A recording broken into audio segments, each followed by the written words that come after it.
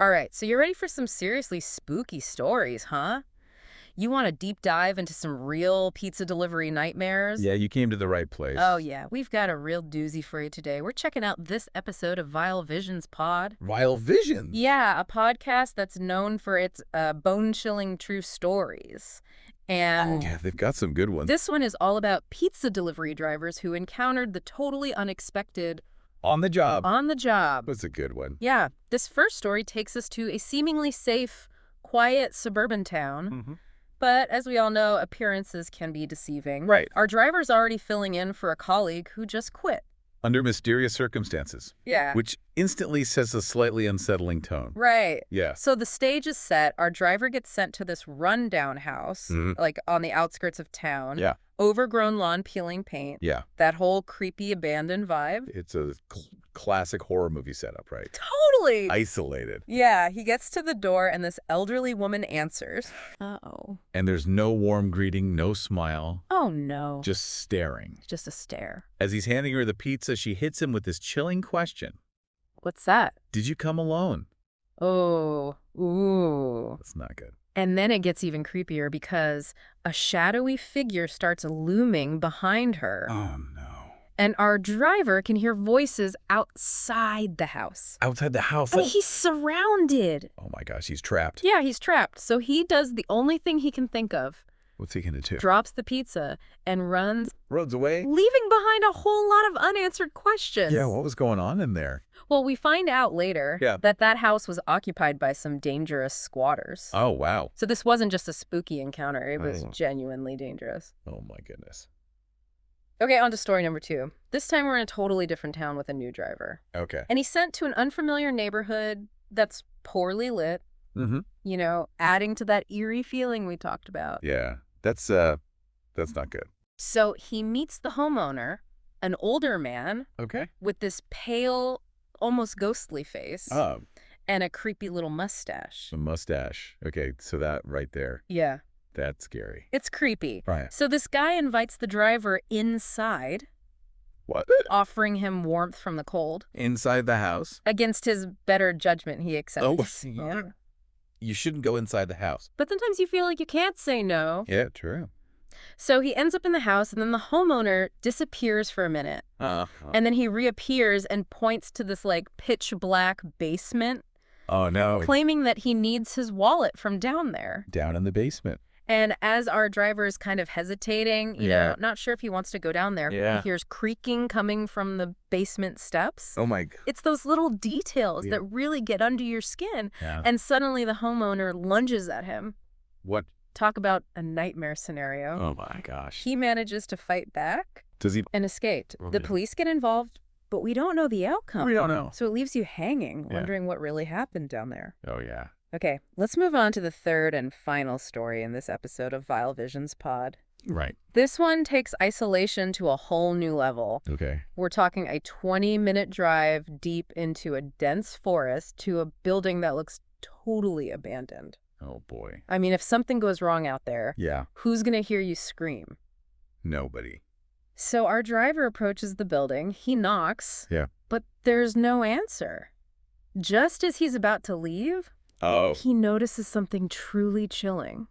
What's that? A pair of eyes watching him from a nearby window, What? wide, unblinking, and filled with malice. I'd be out of there Yeah. so fast. That's terrifying. But before he can even make his escape, Yeah. he realizes his tires have been slashed. Yeah. And just when he thinks it can't possibly get any worse, he sees that figure from the window again. This time in his rearview mirror. Oh, my God. It's a woman, and she's smiling. She's smiling. That's so creepy. He makes a desperate escape running through the trees until he can finally call the police. Good for him. When the police arrive, they find the building empty except for some sharp tools that were used to slash his tires. The attackers are never found. Never found. It's like a psychological thriller where the monster is never truly vanquished. Right. So it leaves you looking over your shoulder, wondering if the nightmare will ever really end. Right. So we've got these 3 chilling tales. Yeah. What patterns are you seeing here? Well, I mean, isolation and vulnerability are huge factors, right? Right. All 3 of these drivers were alone in unfamiliar locations, which made them easy targets. Right, and there's also this underlying sense of unease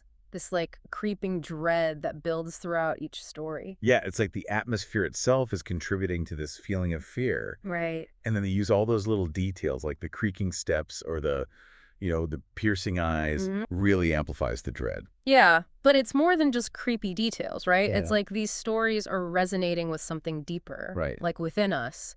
It's like they're tapping into our collective anxieties about the world, about the dangers that lurk beneath the surface of everyday life. Absolutely. What do you think? I think you're right. We should talk about those anxieties after a quick break. Sounds good. Okay. So we were talking about those anxieties, right? Like how these stories really tap into something deeper. Yeah, it's like they're shining a light on the things that scare us, on a deeper level. Right. I'm also struck by the driver's courage. Oh, yeah. Like putting themselves out there every day. It's a tough job. Yeah, for minimum wage usually. Right. And often in dangerous situations. Yeah, it's a really important point. Like we focus on the fear and vulnerability. Yeah. But these guys are really brave. They're facing their fears head on every night. Night after night. And, they're providing a service that most of us just take for granted. Absolutely. I mean, I'm thinking about the people who deliver my food in a whole new light now. Right. It makes you see them differently. It does. It makes you think about the person behind the pizza. Yeah, it's like they become invisible, even though they're right there at our doorstep. Right. We don't really see them as people. And that separation allows us to distance ourselves from the risks they face. Yeah. We want the convenience, but we don't want to think about the cost. Right, and it's a complex issue. It is. But these stories really make you think more critically about our relationship to these services. Absolutely. And the people who provide them. Like recognizing their humanity and the sacrifices they make. Absolutely. I wanted to touch on the psychological impact of these experiences. Oh, yeah, it's important. Like, to have your ordinary workday turn into something terrifying. Right. Must leave a mark. Yeah, you think about PTSD.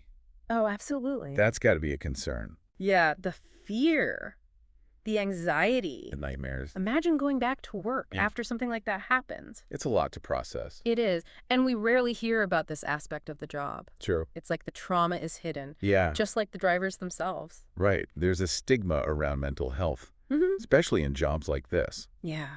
But these jobs can be so demanding. Both physically and emotionally. They really can. It's important to remember that these are real people with real lives. They have families. They have families. They have fears and dreams just like us. Exactly. Now, shifting gears a bit. Okay. I wanted to talk about fear itself. Okay. Like, what is it about these scenarios that make them so unsettling? Well, they play on our fear of the unknown, right? Like these drivers are going into unfamiliar situations. Late at night, usually. Yeah, often late at night. It creates this sense of vulnerability. And it's that classic horror movie trope. Right, being alone in the dark. Yeah, no one can hear you scream. It's a primal fear. And then there's the element of surprise. Oh, yeah. These drivers are just doing their jobs, and then bam. Something terrifying happens. Yeah, it's a sudden shift from normalcy to danger. It can be really jarring. It's like the world you thought you knew was gone. Yeah, and the safe spaces suddenly feel unsafe. Right. Makes you question everything. And then you add the isolation factor, being alone in a dangerous situation. No way to escape. It really amps up the fear. It triggers that fight or flight response. But you don't know which way to run. Or if you can even escape.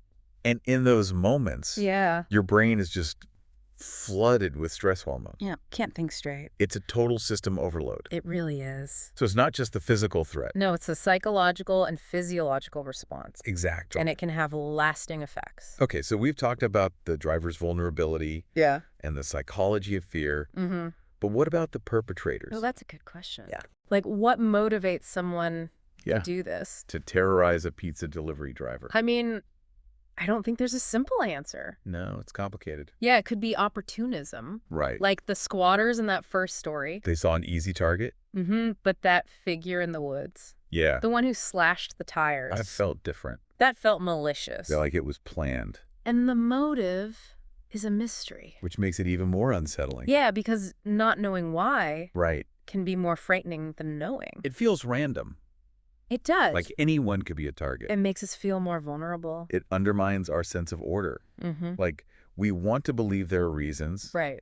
But sometimes there just aren't. It's a reminder that the world can be chaotic. Yeah. Unpredictable. And dangerous. Even in our safe, comfortable lives. Danger is always lurking. It could be anywhere. So we need to be aware. prepared. And look out for each other. Exactly. It's interesting how these stories, Even though they're terrifying. they're really compelling. They are. Like, what draws us in? Good question. I think it's the power of storytelling. Oh, for sure. Like, we're hardwired for narratives. Yeah, we use stories to make sense of the world. To connect with each other. Right. To explore our fears. It's the language of the human experience. Exactly. Yeah. And these stories tap into some universal themes. Yeah.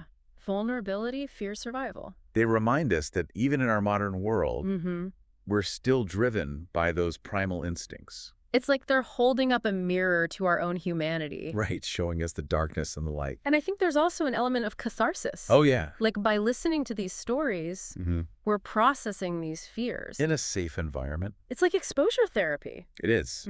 We confront our fears through the narratives of others. And by hearing how these drivers survived, it reminds us of our own resilience. Our own strength. It's like a roadmap for how to navigate our own fears, both real and imagined. And they serve as a cautionary tale. Yeah. Reminding us to be vigilant. Trust our instincts. And take steps to protect ourselves. Okay, so we've talked about the power of storytelling. Yeah. The psychology of fear. But let's get practical. Okay. What can our listeners do to stay safe? Especially those in similar jobs. We've talked about trusting your gut. Right. But what are some red flags? Like specific things to look out for. Yeah, that should raise alarm bells. I think being aware of your surroundings is key. For sure. Like, pay attention to the environment. The lighting, the people around. Where something feels off. Trust that instinct. Yeah, and get out of there. Have a safety plan. Oh, yeah, that's huge. Let someone know where you're going. When you expect to be back. Yeah. Share your location. Use a safety app. Right. It's like having a virtual buddy system. Even if you're working alone. Exactly. And if you find yourself in a dangerous situation, remember, your safety comes first. Don't be afraid to defend yourself. Or call for help. Right. Your life is more valuable than any pizza. Or package. Yeah. Use your voice. Use your strength. Whatever it takes. Or protect yourself. Don't underestimate the power of prevention. Yeah. Take self-defense classes. Learn de-escalation techniques. Advocate for better safety protocols at work. Be proactive. Right? Not just reactive. And remember, safety is a collective responsibility. If you see someone who looks like they're in trouble, don't be afraid to intervene. Or call for help. Sometimes the smallest act of kindness can make the biggest difference. This has been a really insightful conversation. It has. But I think it's time to wrap things up. Okay, but before we do, I want to leave our listeners with a thought-provoking question. How do these stories change your perspective on the people who deliver your food or other services to your door? That's a great question to think about. We've explored the dark side of these professions. Yeah. But what about the positive aspects? What can we learn from these drivers' experiences beyond the fear? Well, I think it highlights the importance of gratitude and appreciation. Yeah. It's easy to take these services for granted. Totally.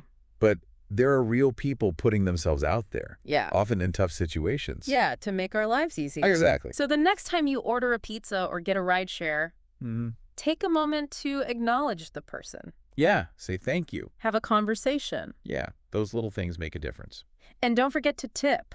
Oh, yeah, absolutely. It's a way to show your appreciation. Right. And acknowledge the effort and the risk. But beyond that individual level, I think these stories challenge us to think about systemic change. That's a point.